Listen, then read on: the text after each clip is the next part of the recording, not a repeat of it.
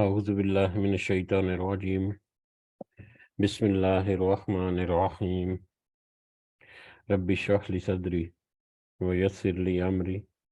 واحلل عقدۃ من لسانی یفقہوا قولی رب یسر ولا تعسر وتمم بالخیر اللہم لا سہل الا ما جعلتہ سہلا وانت تجعل الحزن اذا شئت سہلا اللہم انفعنا بما علمتنا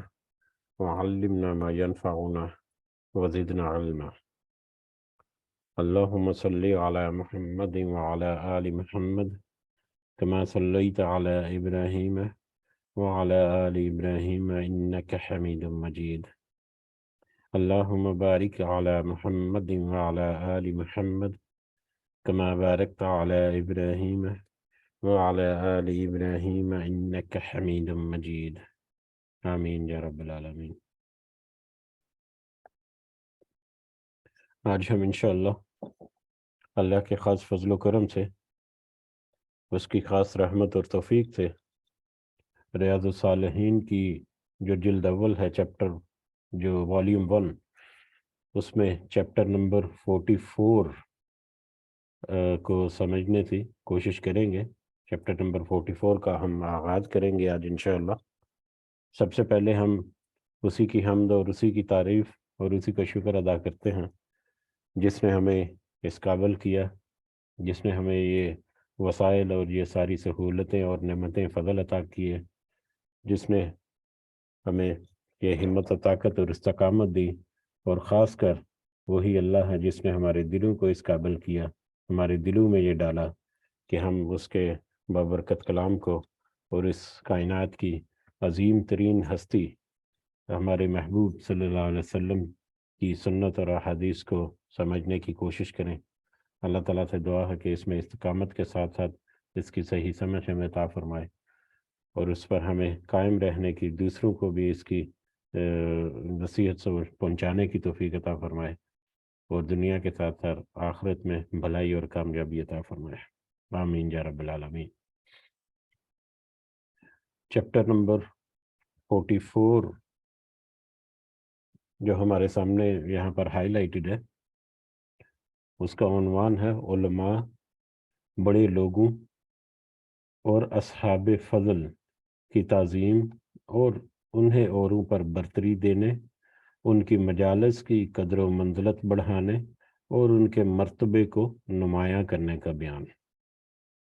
ہم پچھلے کافی سارے چیپٹر جو ہیں وہ دیکھ رہے ہیں کہ اس میں جو ہمارے معاشرتی جو رویے ہیں یا معاشرتی ہمارے جو معاملات ہیں، ان میں رشتہ داروں کے ساتھ یا دوسرے لوگوں کے ساتھ کس طرح سے پیش آنا ہے، کس طرح سے حسن سلوک کرنا ہے، کس کو کتنا احترام دینا ہے، کس کی کتنی فضیلت ہے، اور اللہ تعالیٰ نے کس کو کتنا اہمیت دینے کا حکم دیا ہے۔ نبی کریم صلی اللہ علیہ وسلم کی احادیث ہے جو ہمیں بہت سارا کچھ وعدہ ہوتا ہے، تو وہ دیکھ رہے ہیں کچھ اپنے قریبی رشتہ داروں کے ساتھ، والدین کے ساتھ، بڑوں کے ساتھ، چھوٹوں کے ساتھ، پھر والدین کے آگے جو دوست ہیں ان کو عزت اور تکریم دینے کے حوالے سے بہت ساری احادیث آئیں، اور اس کے علاوہ پچھلا جو چیپٹر ہم نے پڑھا تھا وہ تھا اہل بیت کے بارے میں، کہ ان کی عزت اور ان کی تکریم جو ہے وہ بھی کیسے کرنی ہے۔ تو یہ سارے جو معاشرتے کے ہمارے جو معاشرتی کردار ہیں، ہمارے معاشرے میں جو مختلف کردار ہیں، مختلف شخصیات ہیں، مختلف ہمارے رشتے ہیں، مختلف جو تعلقات ہیں جن کے ساتھ ہمارا براہ راست یا بلا واسطہ تعلق ہوتا ہے، ان کے ساتھ کیسے ڈیل کرنا ہے، ان کو کیسے ان کے ساتھ معاملات جو ہیں کرنے ہیں، کیسے ان کو کس کی کتنی قدر و منزلت ہے، وہ سارے دیکھ رہے ہیں ہم۔ اور آج کا جو چیپٹر ہے وہی جو کہہ لیں کہ اسی سلسلے کی ایک کڑی جو ہے وہ ہے کہ جس میں کچھ ایسے لوگ جن کو مطلب جو اس کیٹیگری ہمارے حساب میں ہائی لائٹڈ ہے، ان کو کیسے منزلت، قدر و منزلت، یا ان کو کیسے عزت اور احترام اور تکریم جو ہے وہ ان کو دینی ہے۔ تو اس چیپٹر میں ظاہری طور پر تو لگتا ہے کہ بڑے سادے سے الفاظ ہیں، لیکن یقیناً اللہ تعالیٰ اور نبی کریم صلی اللہ علیہ وسلم جو ہمیں معمولی سی حقیر سی دیکھنے والی،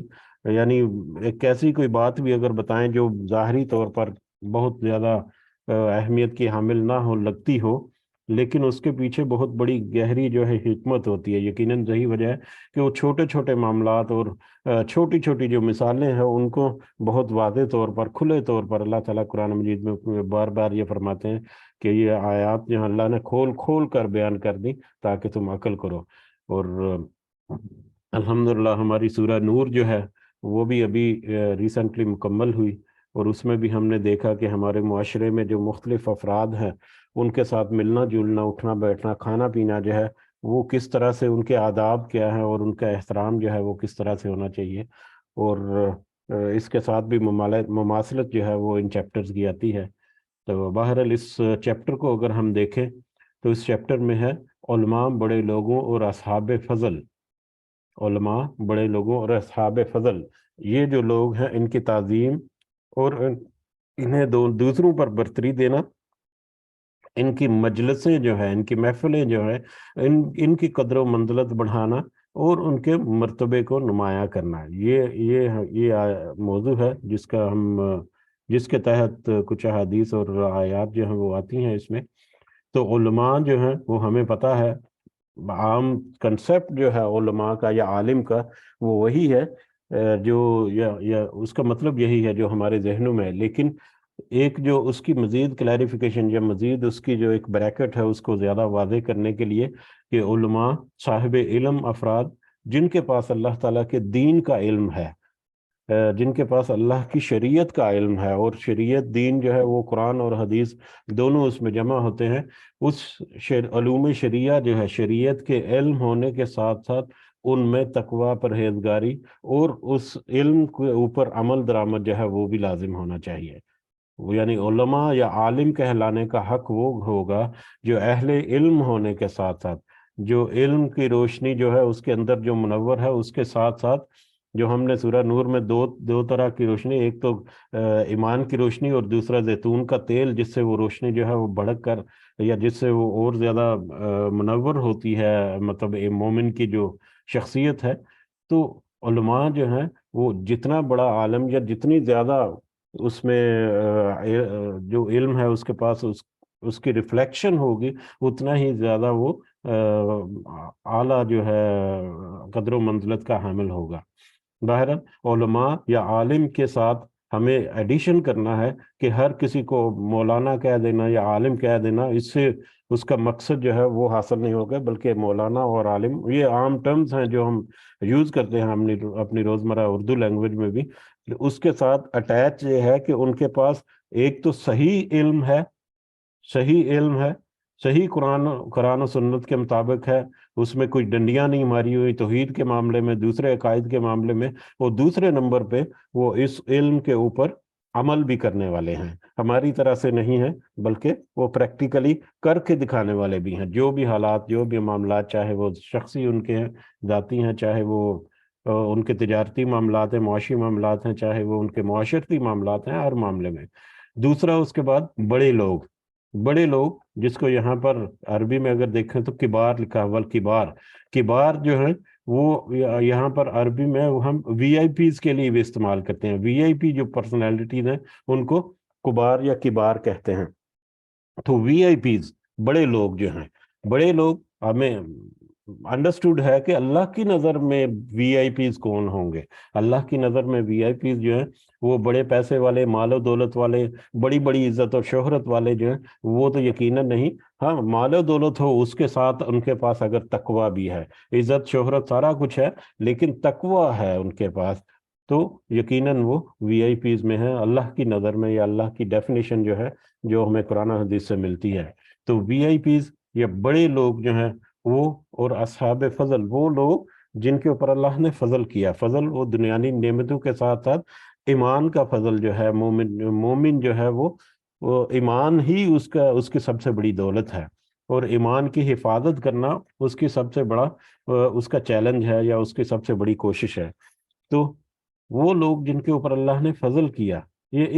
اس طرح کے لوگ جو ہیں ان کو کس طرح سے ڈیل کرنا ہے، ان کو اگر اوروں پر برتری دینا، یعنی اگر کچھ علماء یا کچھ بڑے لوگ جو ہیں وہ اگر ایک جگہ پر موجود ہیں تو ان میں سے کچھ واقعات کچھ معاملات ایسے ہوتے ہیں جو حدیث سے ہمیں اس کی طرف اشارہ ملے گا، تو کہ کن لوگوں کی کتنی عزت اور کتنا مقام جو ہے نا وہ ملنا چاہیے، کن کن لوگوں کو پریفرنس ملنی چاہیے۔ مثال کے طور پر کسی محفل میں کسی کو بلایا کہ ٹھیک ہے تھوڑا سا ہمارے ساتھ ہمیں کوئی نصیحت واز کر دیں، تو وہاں پر جو لوگ ہیں ان کے علم اور ان کی فضیلت جو ہے اس کے اعتبار سے جو سب سے زیادہ تقوی والا اور سب سے زیادہ عالم ہوگا، بڑا عالم ہوگا، اس کا پہلا حق ہوگا کہ وہ اس کو انوائٹ کیا جائے کہ آپ ہماری نصیحت پر ہمیں کچھ دو جملے کہہ دیں۔ تو یہ ایک مثال کے لیے کہ کس طرح سے ان کو ایک دوسرے کے اوپر برتری دینی ہے۔ اس کے علاوہ ان کی مجالس کی قدر و منزلت بڑھانے، اگر کسی محفل میں وہ موجود ہیں تو ان کی عزت اور تکریم، یا اگر وہ کسی محفل میں مجلس میں بلائے تو وہاں پر ان کے سامنے حاضر ہونا اور ان کی مجلس جو ہے، ان کی محفلیں جو ہیں ان کی قدر و منزلت کو بڑھانا، اور اس کے علاوہ ان کے مرتبے کو نمایاں کرنا، ان کی فضیلت یا ان کے جو کام ہیں یا ان کی جو خدمات ہیں دین کے لیے، ان کو واضح کرنا، ان کو دوسروں کے آگے بھی پیش کرنا یا ان کو نمایاں کرنا، ان کے مرتبے کو نمایاں کرنا، تاکہ لوگ جو ہیں ان کی طرف زیادہ متوجہ ہوں اور زیادہ توجہ کے ساتھ ان سے بات کریں۔ بہرحال یہ ایک بڑا ہی وسیع قسم کا ٹاپک ہے ظاہری اعتبار سے، اور ہمارے معاشرے میں ہم اگر ارد گرد اپنے نظر دوڑائیں تو یہ بہت سارے اس میں معاملات ہمیں ایسے ملتے ہیں جہاں پر کچھ ہم میں بہت ساری کمزوریاں بھی ہیں، ہم میں بہت ساری غلطیاں کہہ لیں ہو گئی ہیں یا ہو جاتی ہیں۔ تو بہرحال اللہ تعالیٰ نے ہمیں اور نبی کریم صلی اللہ علیہ وسلم نے بھی ہمیں گائیڈ لائنز دی ہیں کہ ان گائیڈ لائن پر چلو تو یقیناً تم ایک سیدھے راستے پر چلنے والے ہو، اور اگر بھول چوک میں کوئی غلطی ہو بھی جائے تو اللہ تعالیٰ جو ہے وہ غفور الرحیم بھی ہے، لیکن یہ شرط یہ ہے کہ توبہ جو ہے وہ کرنی ہے لازم۔ بہرحال اسی مختصر سے تعارف کے ساتھ اگر ہم آگے بڑھیں اس چیپٹر کو شروع کرنے کا، تو سب سے پہلے حسب روایت قرآن مجید سے ایک آیت جو ہے وہ کوٹ کی گئی ہے، یہ سورہ زمر کی آیت نمبر 9۔ اس کا ترجمہ کچھ اس طرح سے ہے کہ اللہ تعالیٰ نے فرمایا، اے پیغمبر صلی اللہ علیہ وسلم کہہ دیجئے، کیا وہ لوگ جو علم رکھتے ہیں اور وہ لوگ جو علم نہیں رکھتے برابر ہو سکتے ہیں؟ کیا وہ لوگ جو علم رکھتے ہیں اور جو علم نہیں رکھتے کیا وہ برابر ہو سکتے ہیں؟ نصیحت تو صرف اہل دانش ہی حاصل کرتے ہیں۔ بہت واضح آیت ہے، اس سے پہلے غالباً قرآن مجید میں بھی ایک آیت اس سے ملتی جلتی آئی تھی، ہم نے جو جہاں تک سبق پڑھا اس میں بھی، کہ کیا علم والے اور بے علم لوگ جن کے پاس کوئی علم نہیں ہے کیا وہ برابر ہو سکتے ہیں؟ اور یقیناً یہ برابر نہیں ہو سکتے۔ علم والے جو ہیں، جیسا کہ ابھی بھی ذکر ہوا، کہ وہ مختلف موضوعات پر بہت ساری معلومات جو ہیں ان کو حاصل کیے ہوئے ہیں، اور ان معلومات کی بنیاد پر وہ اس کے اوپر عمل کرنے والے بھی ہیں، اس کے اوپر ان کے دل جو ہیں اس نور سے منور ہیں، اور پھر ان کا کردار جو ہے اس کی ریفلیکشن ہے۔ تو علم حاصل کیا جن کے پاس علم ہے اللہ کے دین کا، شریعت کا، وہ تو ان کے برابر تو بالکل بھی نہیں ہو سکتے جو کہ کچھ علم نہیں رکھتے، چاہے وہ خواہ جان بوجھ کر انہوں نے اس سے روگردانی کی ہوئی، چاہے وہ مطلب ان کے سامنے بات رکھ دیں تو اس کے باوجود وہ اپنی منمانی کرنے والے ہیں، چاہے جس طرح سے بھی ہیں، وہ سارے بے علم ہیں۔ یعنی ایک دوسرے اعتبار سے بھی دیکھیں تو علم جو ہے وہ وہی ہے جس کے اوپر انسان عمل بھی کرتا ہے، اگر عمل نہیں کرتا تو اس کا علم جو ہے وہ بے معنی ہے۔ بلکہ ایک علم کی ہم نے ایک ڈیفینیشن یہ بھی دیکھی تھی، جس میں کہا گیا، بار بار آیا قرآن مجید میں آتا ہے کہ اللہ تعالیٰ کو تو علم ہے اس کا، یا اللہ کو، تاکہ اللہ کو معلوم ہو جائے۔ ایک آیت آئی تھی جس میں تھا کہ تاکہ اللہ کو معلوم ہو جائے، تو اللہ کو تو سارا کچھ معلوم ہے، اللہ کے علم میں تو سارا کچھ ہے، تو اللہ کو معلوم ہو جائے کا کیا مطلب؟ تو ہم نے وہاں پر دیکھا تھا کہ علم جو ہے اس کے دو پہلو ہیں، ایک تو یہ ہے کہ کسی کے پاس کوئی انفارمیشن، کوئی نالج ہے تو وہ اس کے اپنے ہی اندر ہے، تو وہ اس کے پاس علم تو ہوگا لیکن اس علم کا کچھ فائدہ نہیں جو اس نے اپنے اندر ہی چھپا کے رکھا ہوا ہے. لیکن پھر اس علم کو ظاہر کرنا، کسی کے سامنے کچھ وہ بات کرے گا، کسی کو بتائے گا، کسی سے گفت و شنید کرے گا، کسی کے ساتھ معاملات جو ہیں وہ مطلب نپٹانے کے لیے وہ اپنے علم سے وہاں پر استفادہ کرے گا، تو پتا چلے گا کہ واقعی اس شخص کے پاس علم ہے. یعنی علم کو حاصل کرنا اور علم کو ظاہر کرنا، دوسروں کے اوپر ظاہر کرنا اور دوسروں تک پھیلانا، یہ صحیح معنوں میں دونوں معنوں میں علم ہے، دونوں معنوں میں ہے. تو اس اعتبار سے بھی اگر ہم دیکھیں تو علم تو رکھنے والا وہ ہے جس نے ان چیزوں کو سمجھو بھی اور ان چیزوں کو ریفلیکٹ بھی کیا، ان چیزوں کو دوسروں تک بھی پہنچایا. اور جو ایسا نہیں کرتے وہ بے علم لوگ ہیں، وہ جیسے ان پڑھ. اور جیسے کہ ہم نے پہلے دیکھا کہ جاہل میں اور عالم میں بہت فرق ہے، کہ جاہل جو ہے وہ بھی مطلب علم تو اس کے پاس بھی ہو سکتا ہے، ہو سکتا ہے وہ بھی پڑھا لکھا ہو سکتا ہے اس کے پاس بھی ڈگریاں ہوں، سارا کچھ ہو، لیکن اگر اس نے شعور کی آنکھ سے، دل کی آنکھ سے کسی چیز کو پہچانا نہیں، اللہ کے پیغام کو پہچانا نہیں، تو وہ جہالت ہے. اس کی بہترین مثال ہم ابو جہل جو ہے اس کو دیکھتے ہیں، جس کو اس کا لقب جو ہے، اس کا صحیح لقب جو ہے اس کے اپنے قبیلے یا اپنے گروہ میں وہ ابو حکم تھا. ابو حکم، حکمت کے ساتھ فیصلہ کرنے والا، اور بڑا وہ مطلب دنیا کے معاملات میں بڑی حکمت کے ساتھ معاملات جو ہے ان کی فہمی کرتا تھا، ان کو سمجھتا تھا، ان کے مطابق وہ فیصلے کرتا تھا،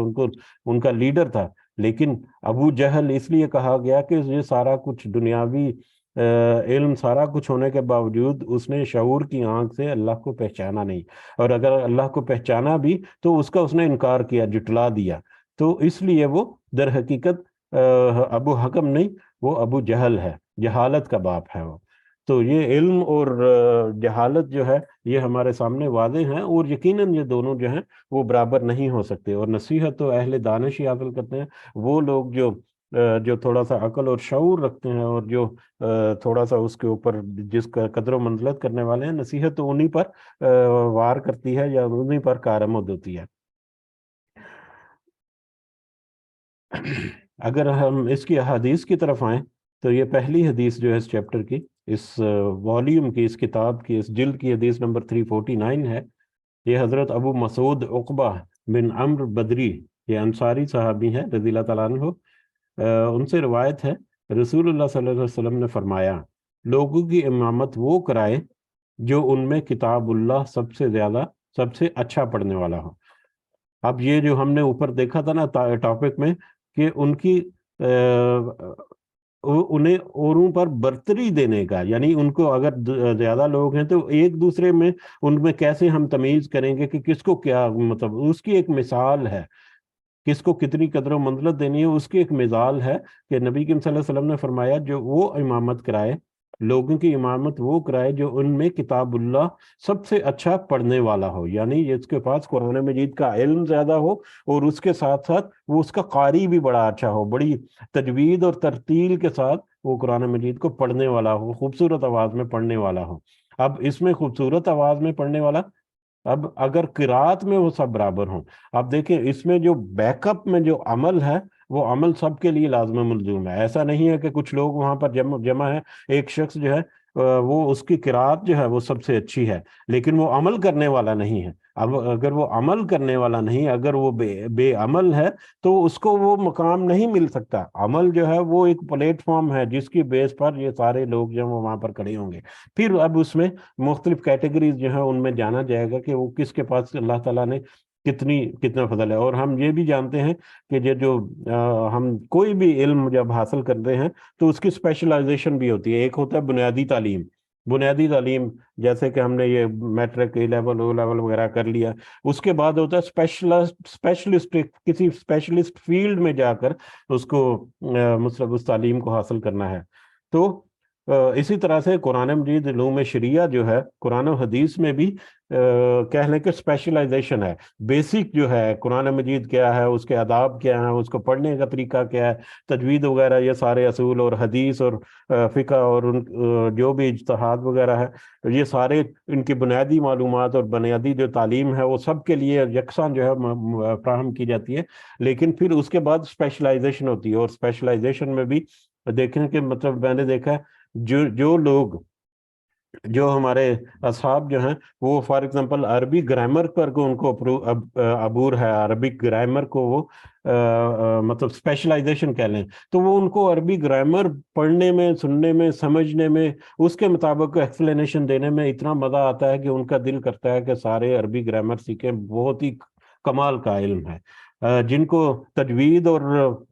تلاوت کے قرأت کے رولز کا پتہ ہے اور وہ قرأت اچھی جانتے ہیں اور انہوں نے اس کو بڑی ڈیپلی اسٹڈی کیا ہوا ہے، تو وہ قرأت جو ہے، تلاوت جو ہے، اس کو بڑی خوبصورتی سے کرتے ہیں، اور ان کی یہ خواہش ہوتی ہے کہ دوسروں بھی سکھائیں، دوسرے بھی تلاوت کی طرف آئیں، دوسرے بھی اس طرف آئیں۔ اسی طرح سے حدیث کا بھی اور اس طرح مختلف جو ٹاپکس ہیں، تو مختلف اسپیشلائزیشن ہے۔ تو ہو سکتا ہے علم میں تو برابر ہوں، عمل میں بھی برابر ہوں، لیکن اسپیشلائزیشن میں کسی کی قرأت جو ہے وہ بہت اچھی ہو۔ اگر وہ قرأت میں بھی سب برابر ہوں، یعنی ان کی تلاوت جو ہے وہ بھی سب برابر ہے، تو پھر مستحق امامت وہ ہے جو سنت کا علم سب سے زیادہ رکھنے والا ہو، یعنی نبی کریم صلی اللہ علیہ وسلم کی احادیث اور سنت کو زیادہ جاننے والا ہو۔ ان میں وہ حقدار ہے کہ وہ امامت کرائے لوگوں کی۔ اگر سنت کے علم میں بھی سب برابر ہوں، تو پھر وہ جس نے ہجرت سب سے پہلے کی ہو۔ اگر سنت کے علم میں بھی سارے برابر ہیں، تو ہجرت جو ہے، ہمیں پتا ہے کہ یہ اسلام کا ہمارا جو دور تھا 22-23 سال کا، اس میں ہجرت جو ہے ایک بہت بڑا ایک ایونٹ تھا، بہت بڑا ایک معاملہ واقعہ تھا۔ جو ہجرت کرنا جو ہے وہ بہت بڑی قربانی تھی مسلمانوں نے دی۔ تو لہٰذا یہاں سے بھی ہمیں ہجرت کرنے والوں کا ایک جو قدر و منزلت ہے، یا ان کی جو فضل ہے، یا اللہ اور نبی صلی اللہ علیہ وسلم کی نظر میں جو ان کا مقام ہے، وہ بھی ہمیں یہاں پر اندازہ ہوتا ہے کہ کس قدر بڑا ہے، کہ سنت کے بعد جس نے ہجرت سب سے پہلے کیا ہو۔ ٹھیک ہے، اب ہجرت کے بعد اگر ہجرت میں بھی سب برابر ہوں، تو جو عمر میں سب سے بڑا ہو، یعنی جو بزرگ ہو، اور ایک دوسری بات جو آگے ہے، جو آگے جو روایت ہے اس میں ہے کہ جو عمل میں زیادہ بڑا ہو، جو اسلام قبول کرنے میں بڑا ہو، یعنی جس نے اسلام پہلے قبول کیا ہوا ہے وہ، یا یہاں پر جیسے ہے کہ جو عمر میں بڑا ہو، اور کوئی شخص کسی دوسرے کے غلبے والی جگہ میں امامت نہ کرائے۔ ٹھیک ہے، اگر سب پہلے جو آیت کا پہلا حصہ ہے کہ 4 افراد ہیں، چاروں افراد جو ہیں وہاں پر موجود ہیں اور ان کو امامت کرانی ہے، تو سب سے پہلے دیکھا جائے گا کہ 4 میں سے تلاوت سب سے اچھی کس کی ہے، تو 4 میں سے 3 کی تلاوت فار ایگزامپل ہم نے دیکھ لی کہ یہ تینوں کی تلاوت جو ہے وہ سب سے اچھی ہے، بہت ہی خوبصورت ہے۔ تو پھر اس میں سے ہوگا کہ ان میں سے اب سنت کا علم، قرآن و حدیث کا علم کس کے پاس سب سے زیادہ ہے، تو ان میں سے بالفرض 2 کے پاس قرآن و حدیث کا علم جو ہے وہ زیادہ ہے، تیسرے کی نسبت، تیسرا جو ہے اسکپ ہو جائے گا۔ اب 2 میں سے دیکھا جائے گا کہ ہجرت کس نے پہلے کی، یا عمر میں کون بڑا ہے۔ ٹھیک ہے، تو اس اعتبار سے ان شخصیات کے درمیان ایک فیصلہ کرنے کے ہم قابل ہو جائیں گے کہ کس کو ہم حق دیں، یا کون زیادہ حقدار ہے کہ وہ اس نماز کی وہ امامت کرائے۔ یہ نماز کی امامت کی بات ہو رہی ہے۔ اس کے بعد اسی حدیث میں جو دوسرا موضوع ایک کور ہوتا ہے، وہ کوئی شخص کسی دوسرے شخص کے غلبے والی جگہ میں امامت نہ کرائے۔ دوسرے شخص کے غلبے والی جگہ میں یعنی ایک شخص جو ہے وہ وہاں پر مقرر ہے، یا اس کے مسلح ہے، تو اس کی جگہ پر وہ دوسرا جگہ آ کر امامت نہ کرائے، یعنی مطلب عام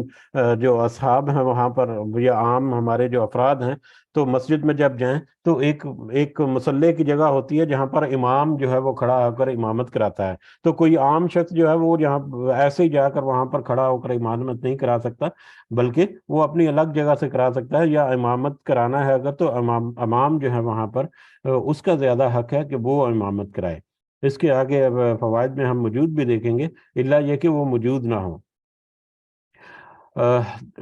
مطلب امام کی غیر موجودگی میں، اگر تو امام وہاں پر موجود نہیں ہے اور وہاں پر ایسی کچھ ضرورت ہے، کبھی کبھی کچھ مسجدیں بہت چھوٹی ہوتی ہیں، جس میں مطلب 1-2-3 صفوں والی بھی مسجد ہوتی ہیں، اور کچھ مطلب مقتدی جو ہے اگر زیادہ ہے، تو اس صورت میں یہ عین ممکن ہے، لیکن امام کی موجودگی میں یہ مناسب نہیں کہ کوئی دوسرا شخص جو ہے وہ امامت کرائے۔ اسی طرح سے اس کی جگہ پر کھڑے ہو کر، یا اس کی اجازت کے بغیر، اور اس کے علاوہ ایک اور بڑی اہم بات، اس کے گھر میں اس کی محسوس عزت والی جگہ پر اجازت کے بغیر نہ بیٹھے۔ کون؟ غلبے والے شخص کے گھر میں. غلبے والا شخص یا صاحب اقتدار شخص یا صاحب مطلب سربراہ جو ہے گھر کا، اس کی عزت والی محسوس جو جگہ ہے اس پر وہ بغیر اجازت کے نہ بیٹھے. یہ بھی بلکہ ایگزیکٹلی ہماری سورہ نور کی جو آخری آیات ہم نے پڑھی تھی اس کے ساتھ میچنگ کرتے ہیں کہ ایک دوسرے کے ساتھ دوسروں کے گھروں میں آنا جانا اور کیا آداب ہے. اس میں یہ بھی شامل ہوگی ایک بات اور، گھروں میں عام طور پر جو گھر کا سربراہ ہے یا والد محترم ہے یا دوسرے جو بڑے بزرگ لوگ ہیں، ان کے بیٹھنے کی ان کے جگہ جو ہے عام طور بہت مختص ہوتی ہے. اگر کہیں سٹنگ روم میں ہے تو وہ ایک خاص صوفہ یا کرسی ہے جو زیادہ کمفرٹیبل ہے، یا یہاں پر بیٹھ کر وہ زیادہ کمفرٹیبل ہوتے ہیں، یا جہاں پر وہ معمول میں وہیں پر آ کر بیٹھتے ہیں. یا اگر کوئی دسترخوان ہے یا ڈائننگ ٹیبل ہے تو اس میں بھی ایک خاص نشست جو ہے سینٹر والی یا کوئی بھی جہاں پر وہ بزرگ جو ہے وہ بیٹھتے ہیں اور عموماً وہیں پر بیٹھتے ہیں. تو یہ سمجھیں کہ وہ جگہ جو ہے وہ ان کے لیے ریزرو ہوگی. جب بھی وہ آئیں گے وہیں پر بیٹھیں گے. تو اس کی جگہ پر ان کی جگہ پر کوئی دوسرا چھوٹا یا کوئی دوسرا شخص جو ہے وہ بیٹھے تو ان سے اجازت طلب کر کے بیٹھے، ادروائز وہاں پر بیٹھنے کی اجازت نہیں ہے، بغیر اجازت کے وہاں پر نہ بیٹھے. تو یہ بھی جو بزرگ ہیں بڑے ہیں ان کی عزت اور احترام جو ہے اس کا ایک جو معاملہ ہے وہ بھی ہمارے سامنے کھل کر آتا ہے اس حدیث مبارکہ کے اس پہلو میں. بہرحال اسی حدیث کو ایک اور مسلم کی روایت میں بڑی عمر کی بجائے سب سے پہلے اسلام، یعنی اسلام کی عمر کے اعتبار سے جو سب سے بڑا ہے اس کا یہاں پر ہے کہ جو سب سے پہلے ہی اسلام لے کر آیا.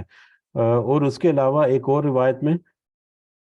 لوگوں کی امامت وہ کرائے جو کتاب اللہ کا سب سے اچھا قاری ہو اور اس کے بعد زیادہ ماہر ہو، اور اس میں زیادہ ماہر ہو. اب اگر قرات میں سب برابر ہوں تو پھر وہ امامت کرائے جو ہجرت میں قدیم تر ہو، یعنی جس نے ہجرت سب سے پہلے کی ہو. اگر ہجرت میں سب برابر ہوں تو پھر وہ امامت کرائے جو عمر میں سب سے بڑا ہو.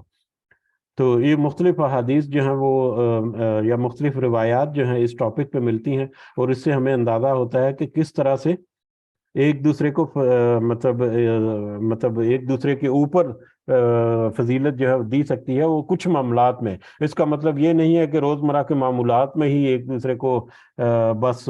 ناپنا تولنا شروع کر دیں، بلکہ کچھ معاملات میں جہاں پر مجلس کے آداب ہیں یا امامت کے جیسے کہ ابھی ذکر ہوا، یا پچھلی ابھی اسی حدیث میں مطلب محسوس جگہ جو ہے کسی بڑے شخص کی اس کی جگہ پر آ گیا. تو یہ ساری چیزیں جو ہیں یہ افہام و تفہیم جو رکھنے والے ہیں وہ یقیناً بڑی پازیٹیولی طریقے سے وہ دیکھتے ہیں ان چیزوں کو. اگر کوئکلی اس کے فوائد جہاں پر جو لکھے ہیں ان کو دیکھ لیں کہ اس میں درجہ بدرجہ مستحقین امامت کا بیان ہے. ان میں سب سے مقدم قرآن کا اچھا قاری ہے اور اس کا ماہر ہے، بشرطے کہ وہ عامل اور متقی ہو، تقوی کرنے والا بھی ہو اور علم رکھنے والا بھی ہو. آج کل کے قاریوں کی طرح بے عمل نہ ہو، جیسا کہ دوسری روایات میں اپنے سے بہتر شخص کو امام بنانے کا حکم دیا گیا ہے. اپنے سے بہتر شخص کو امام بنانے کا حکم ہے. ہمارے دور میں قاریوں کی تو بہت بہتات ہے، ایک سے ایک بڑھ کر ہے، لیکن عمل اور تقوی سے ان کی اکثریت کا دامن خالی ہے. یہ ہمارے معاشرے کا ایک بہت بڑا ایک عالمیہ بھی کہہ سکتے ہیں. اس کے اوپر میں زیادہ بات بھی نہیں کرنا چاہتا. جن کے سینوں میں قرآن محفوظ ہے یقیناً وہ اللہ تعالیٰ کی گنی ہوئی چنی ہوئی شخصیات میں سے ہیں. اللہ کے گنے چنے ہوئے بندے ہیں جن کے دلوں میں قرآن جو ہے محفوظ ہوتا ہے، لیکن اگر وہ قرآن کی حفاظت نہیں کرتے اور اس کے مطابق اپنا عمل نہیں کرتے یا قرآن کو بھول جاتے ہیں تو یہ ان کے لیے ایک بڑی آزمائش بھی ہے. بہرحال میری تو اوقات نہیں کہ میں اس بارے میں کچھ کہوں. جس کے سینے میں قرآن ہے وہ ایک بہت بڑا مطلب میرے اعتبار سے میری حیثیت سے تو بہت بڑی قدر و منزل والا ہے. لیکن ان کو ضرور چاہیے کہ وہ اپنے قرآن کی حفاظت کرے، نہ صرف اس کو یاد رکھ کر بھی بلکہ اس کے اوپر عمل کر کے بھی. بہرحال جہاں اس شرط کے مطابق اچھا قاری ہوگا وہ امام کا اولین مستحق ہوگا اور عالم کا درجہ بھی اس کے بعد ہی ہوگا. یعنی اگر عالم ہے تو عالم میں بھی جو زیادہ قرآن کو اچھا زیادہ پڑھنے والا ہے اس کا زیادہ حق ہے کہ وہ امامت کرائے. علامہ دی اچھی قرات سے مراد تکلف و تصنع نہیں ہے جس کا نمونہ مصری قاریوں میں اور ان کے نقش قدم کر چلنے والوں میں ملتا ہے، بلکہ حسن صوت یعنی آواز کی خوبصورتی کے ساتھ ساتھ تجوید اور ترتیل جو ہے اس کے ساتھ پڑھنا، جس کا عمدہ نمونہ سعودی عرب بالخصوص حرمین شریفین کے آئمہ حضرات کے لہجے میں ملتا ہے، جس میں رقت، خلوص اور سوز ہے، اور سبحان اللہ ایسی ایسی پرسوز آواز میں مطلب پڑھتے ہیں قرآن مجید کئی کہ انسان جو ہے وہ وہاں پر شک ہو جاتا ہے، وہیں پر وہ کھڑے کا کھڑا رہ جاتا ہے۔ اور ابھی ایک دو دن پہلے ہی میرے چھوٹا بیٹا جو ہے تو اس کے ساتھ تھوڑے سی ڈائلاگ ہو رہی تھی کہ یہ جو قرآن مجید کی جو پرسوز تلاوت ہے، بڑی خوبصورت آواز میں تلاوت ہے، وہ ہم نے یوٹیوب ویڈیو پہ دیکھی ہوں گی اکثر، جو ہے وہ مغرب میں جا کر گورے وورے جو ہیں ان کے سامنے وہ جو میوزک سن رہے ہوتے ہیں تو میوزک کو اس کو ہٹا کر تو اس کے سامنے تلاوت ان کو سناتے ہیں، تو کس طرح سے ان کے دلوں کے اوپر، ان کے سینوں کے اوپر اثر ہوتا ہے اس کا۔ تو بے شک وہ اس کو بالکل پہچانتے نہیں اس آواز کا مطلب کیا ہے، لیکن ان کی خوبصورت آواز جو ہے، اور اس طرح سے وہ خوبصورتی بھی نہیں، وہ قرآن کو جب پڑھتے ہیں تو اس کے آداب یا اس کی آیات کی اہمیت اور ان کے وزن کے مطابق ان کی آواز میں جو اتار چڑھاؤ ہوتا ہے، سبحان اللہ، جو ریدم وہاں پر پیدا ہوتا ہے، فزیکلی بھی میں بات کر رہا ہوں، کہ وہ بھی روح کو چھو لینے والا ہوتا ہے۔ اللہ تعالیٰ سے دعا ہے کہ ہمیں بھی اس کی توفیق دے کہ ہم بھی اس کی ایک چھوٹی سی حقیق سی کوئی کوشش کریں، آمین۔ اس کے علاوہ علاقے کا حاکم، مجاز، آل افسر اور حکمران، یہ اپنے ماتحت علاقوں میں امامت کے مستحق ہیں، جیسا کہ قرون اولیٰ میں یہی حاکمان جو ہیں یہ مجاز لوگوں کے فیصلے کرنے اور علاقے کا انتظام کرنے کے ساتھ ساتھ لوگوں کو مسجدوں میں نماز میں بھی پڑھایا کرتے تھے۔ یعنی پہلے جو قرون اولیٰ کے دور میں یا اصحاب کے دور میں رضوان اللہ اجمعین کہ ان کے دور میں وہ لوگ جو ہیں وہ خود نہ صرف پولیٹیکلی بھی ان لوگوں کو لیڈ کرتے تھے اپنی پوری سلطنت یا رعایا کو، بلکہ ان کے درمیان قاضی کا بھی، چیف جسٹس بھی وہی ہوتے تھے اور چیف امام بھی وہی ہوتے تھے، کہ امامت بھی مسجدوں میں، نماز بھی وہی پڑھاتے تھے، اور لوگ اس طرح سے ان کو لیڈ کرتے تھے۔ تو یہ حاکم کی پہلی ذمہ داری ہے، جو حکمران ہے اس کی پہلی ذمہ داری ہے کہ وہ پہلے قرآن کا اور صحیح شریعت کا، قرآن و حدیث کا علم بھی حاصل کرے اور اس کے مطابق لوگوں کو پھر لیڈ کرے۔ اور افسوس کے ساتھ، بلکہ اسی میں آگے ذکر بھی ہے کہ آج بدقسمتی سے اسلامی ملکوں کی بالادستی سوسائٹی میں بے عملی اور بد عملی عام ہے، اور اس اختیار و اقتدار سے بہرہ ور حکمران، ان کے ماتحت ساری بیوروکریسی نماز جیسے فریضے سے بالکل ویسے ہی غافل ہے، بالکل ہی غافل ہے۔ یعنی حکمران جو ہے ان کو دین کا علم ہونا تو دور کی بات، ان کو نماز بھی پڑھنی صحیح نہیں آتی، مطلب مثالیں پیش نہیں کرنی چاہیے، لیکن بغیر نام کے مثالیں پیش کی جا سکتی ہیں۔ حدیث میں بھی ہمیں ملتا ہے کہ ایسے ایسے بڑے بڑے عہدوں پر موجود کچھ ایسے لیڈرز ہیں ہمارے، سو کال لیڈر، کہ جن کو سورہ فاتحہ یا سورہ اخلاص جو ہے وہ تک پڑھنی نہیں آتی، قرآن کی مختصر ترین صورتیں جو ہیں وہ بھی ان کو پڑھنی نہیں آتی، وہ آتی نہیں بالکل ان کو، تو نماز ان کو کیا آتی ہوگی؟ اللہ تعالیٰ ہمیں محفوظ رکھے کہ ہم نے کیسے لوگوں کو اپنے اوپر حکمران بنا کر رکھ دیا ہے۔ اور جو دوسرا افسوس کی بات یہ ہے کہ ہمارے پاس جو علماء کی کوئی تنظیم ایسی نہیں ہے جو اس قابل ہو کہ اس قوم کو لیڈ کر سکے۔ ان کو بہت زیادہ ایفرٹ کی اور بہت زیادہ مطلب اپنے آپ کو امپروو کرنے کی ضرورت ہے بہت سارے معاملات میں۔ بہرحال اس کے علاوہ تیسرے نمبر پر کسی کے گھر، دفتر یا ادارہ میں آدمی جائے تو صاحب خانہ کی مخصوص جگہ پر بیٹھنے سے گریز کرے، الا یہ کہ وہ خود اسے اجازت دے۔ اسی طرح سے کسی عالم کے منبر پر، مصلاح امامت پر بیٹھنے سے گریز کرے۔ یہ بھی اسی حدیث کے آخری حصے میں ہم نے جو دیکھا، اور اس میں مزید یہاں پر ہے کہ مثال کے طور پر کسی دفتر میں جب جائیں تو وہاں پر چیئر پڑی ہوئی ہے، اور ایک چیئر جو ہے وہ کسی خاص شخص کے لیے محسوس ہوتی ہے، جیسا کہ کسی مینیجر کی چیئر ہے یا کسی اور سٹاف کی چیئر ہے، تو ان چیئرز پر جا کے ایسے ہی بلا تکلف جو بیٹھ جانا اس کی اجازت نہیں ہے جب تک کہ اس کی اجازت نہ مل جائے۔ تو اسی طرح سے امام کے منبر پر جا کر ایسے مسلح پر بیٹھ کر گپ شپ کرتے رہنا اور بیٹھنا، اور اس طرح سے جو ہے اس کی بھی یہاں پر ہمیں مزید تفصیل جو ہے وہ مل جاتی ہے۔ بہرحال یہیں پہ ایک ہی حدیث پہ ہم آج اکتفا کرتے ہیں۔ اللہ تعالیٰ سے دعا ہے کہ اس میں ہم نے جو سنا سمجھا وہ اس کا صحیح فہم جو ہے وہ ہمارے سینوں میں اتارے، اور اس کو ہم سمجھ کر اس کے اوپر ہمیں عمل کرنے کی بھی توفیق عطا فرمائے۔ تھوڑا پڑا لیکن اللہ تعالیٰ اس میں بھی برکت ڈالے، اور ہماری اس کوشش کو قبول کر کے دنیا اور آخرت میں ہمارے لیے اسے آسانی کا باعث بنائے، آمین یا رب العالمین۔ وما علینا الا البلاغ المبین۔ جی اگر کوئی اضافہ کرنا چاہ رہے ہیں اب تک کر سکتے ہیں. جزاکم اللہ خیرن کثیرا.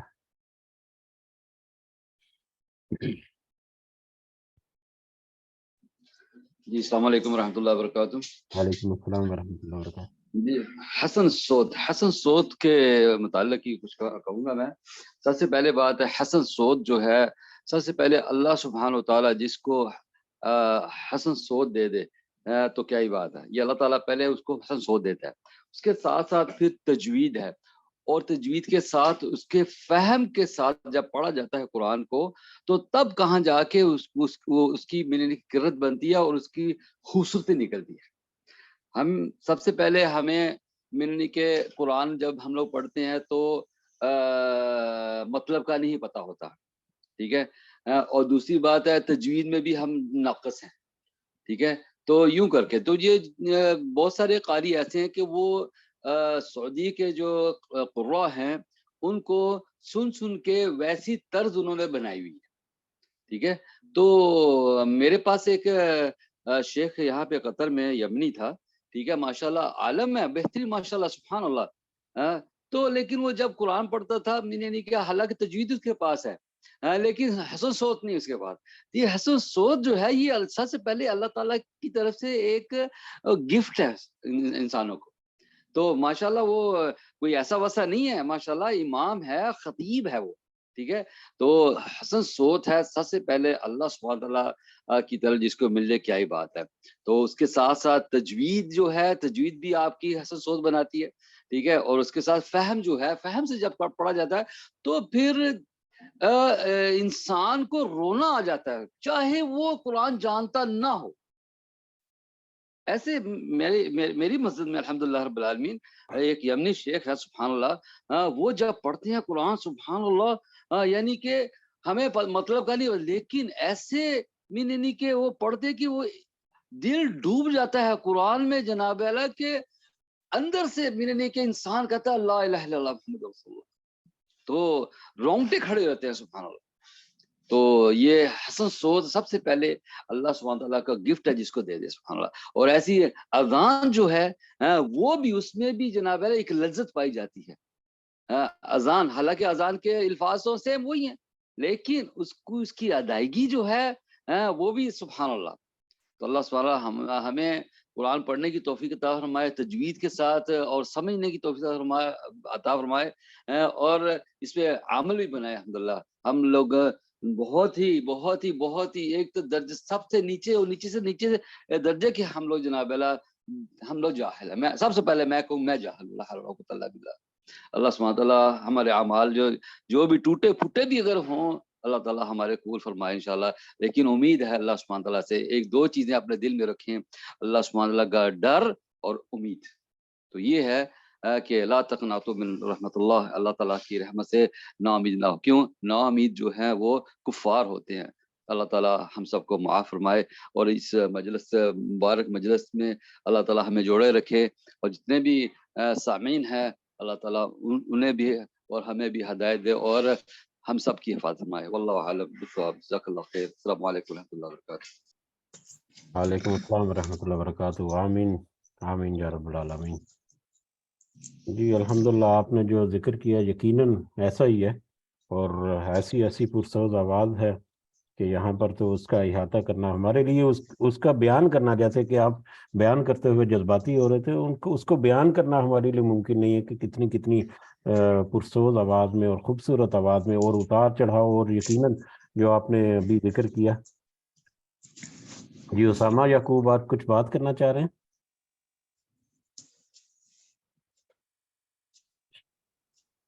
یا شاید ویسے مائک آن ہو گیا. چلو بہرحال تو ایسی پرسوز آواز میں اور سوز جو آواز میں خوبصورتی جو آتی ہے، جیسا کہ آپ نے ذکر کیا کہ جس کو جتنا اچھا ترجمہ، اور صرف ترجمہ بھی نہیں، جس کو اس کی آیت کا ہر آیت کا بیک گراؤنڈ پتہ ہے، اس کے کیا حالات و واقعات ہے اس کو پتہ ہے، اس کی ڈیپنس کیا ہے، اس آیت کی گہرائی کیا ہے اس کا جس کو پتہ ہے، جتنا زیادہ وہ پتہ ہے اس کے بیک گراؤنڈ کا، اتنا ہی زیادہ پرسوز آواز میں، اتنی ہی زیادہ پرکشش انداز میں وہ قرآن مجید کو پڑھے گا، اتنا ہی زیادہ آواز کو وہ گھٹائے گا، بڑھائے گا، اور کیسے وہ بیان کرے گا سبحان اللہ، ایسی ایسی اللہ تعالیٰ نے دی ہوئی ہے بہت سارے قاریوں کو، آواز بھی اور آواز کے ساتھ ترتیل بھی اور باقی سارے، مجھے تو ٹرمز بھی زیادہ نہیں آتی، تو یقیناً ایک بہت بڑی بات ہے، لیکن قرآن مجید کے ساتھ ترجمے کے ساتھ جو جن کو پتہ ہے صحیح معنوں میں اس کی ڈیپنس کا پتہ ہے، یہ وہی اس قابل ہوتے ہیں۔ باقی جیسا کہ آپ نے ذکر کیا کہ قاری تو بہت، بلکہ کل میں نے ایک مثال بھی سنی، ایک مطلب صحیح ایک معاملہ یا واقعہ یورپ میں کینیڈا میں کہیں پر، یہ ایک شخص جو ہے وہ مطلب بڑی خوبصورت آواز میں آ کر تلاوت کرتا اور بچوں کو قرآن مجید کی تعلیم بھی دیتا تھا، لیکن جیسے ہی وہ مسجد سے باہر نکلتا تو اپنا جو ٹوپی ووپی ہے اتار کر تو ویسے ہی لڑکوں میں اٹھنا بیٹھنا اور باتیں چیتیں اور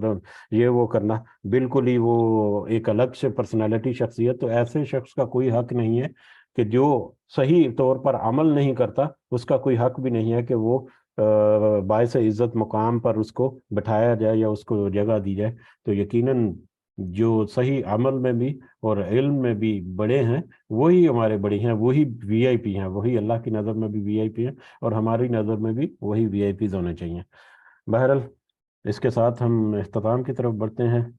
اللہ تعالیٰ سے دعا کے ساتھ کہ اللہ تعالیٰ ہمیں اس میں استقامت نصیب فرمائے، جو ہم کوشش کر رہے ہیں اس کو اللہ تعالیٰ قبول و منظور فرمائے۔ یہ بالکل ہی حقیر سی کوشش ہے، اللہ تعالیٰ اس کی صحیح سمجھ اس کے ذریعے سے ہمیں عطا فرمائے، اس کے ذریعے سے دوسروں کو بھی نصیحت کرنے کی ہمیں ہمت و توفیق عطا فرمائے، آمین یا رب العالمین۔ رب ارحمہما کما ربیانی صغیرہ، رب ارحمہما کما ربیانی صغیرہ، رب ارحمہما کما ربیانی صغیرہ۔ شفیق صاحب جو ہے شاید کل کا میسج دینا بھول گئے ہیں، وہ میں یاد کرا دیتا ہوں کل جمعے کے لیے، کہ جمعے کو اہتمام کے ساتھ اول وقت میں مسجد میں داخل ہونے کی کوشش کرنا، اور درود شریف کا اہتمام، اور باقی اپنے جسم کی صفائی اور باقی جو معاملات ہیں، یعنی جمعے کا دن جو ہے جمعے کی اہمیت اور اس کی افادیت جو ہے اس کے مطابق اہتمام کے ساتھ گزارنا، یہ ان کا میسج ہوتا ہے، وہ میسج بھی اب ان کی طرف سے قبول کریں۔ اور ایک اور بات، سوری، جزاک اللہ خیر، آپ نے تذکرہ کر دیا جمعے کے حوالے سے، اور مبارکباد میں دینا چاہتا ہوں عمران صاحب کو کہ اللہ سبحانہ تعالیٰ نے ان کو بیٹا دیا ہے، تو اگر وہ ہے نہیں ہے تو یہ میسج ہمیں عمران صاحب ان کے لیے ہم لوگ دعا کرتے ہیں، ان کے جو اولاد ہے اللہ تعالیٰ نے ایک سال بنائے انشاءاللہ، ان کے بالکل لیے جی، اللہ صدقہ تعالیٰ جاریہ بنائے۔ سب کے اولاد کا صدقہ جاریہ بنائے ہمارے لیے اور ہمیں اپنے والدین کے لیے۔ وہ مجلس میں کچھ دنوں سے نہیں آ رہے، شاید اسی مصروفیت کی وجہ سے نہیں آ رہے، بہرحال سب کی اولاد کے لیے دعا کریں کہ اللہ تعالیٰ سب کی اولاد کو، جن کے پاس اولاد نہیں ہے ان کے لیے بھی ضرور دعا کریں کہ اللہ تعالیٰ انہیں اولاد سے اولاد عطا فرمائے، اور بہت سارے ایسے ہیں جو اولاد نرینہ جو ہے اس کی خواہش رکھتے ہیں، اللہ تعالیٰ ان کی خواہش کو قبول کرے، اور بہت سارے ایسے ہیں جو مطلب بچیوں کے لیے خواہش مند ہیں، تو اللہ تعالیٰ ان کی سب کی جو نیک اور جائز حاجات ہیں اللہ تعالیٰ ان کو قبول و منظور فرمائے، آمین یا رب العالمین۔ ربنا آتنا في الدنيا حسنة وفي الآخرة حسنة وقنا عذاب النار، ربنا ظلمنا أنفسنا وإن لم تغفر لنا وترحمنا لنكونن من الخاسرين، ربنا تقبل منا إنك أنت السميع العليم وتب علينا إنك أنت التواب الرحيم، سبحان ربك رب العزة عما يصفون وسلام على المرسلين الحمد لله رب العالمين، سبحانك اللهم وبحمدك أشهد أن لا إله إلا أنت أستغفرك وأتوب إليك، جزاكم الله خيرا كثيرا، السلام علیکم ورحمۃ اللہ وبرکاتہ۔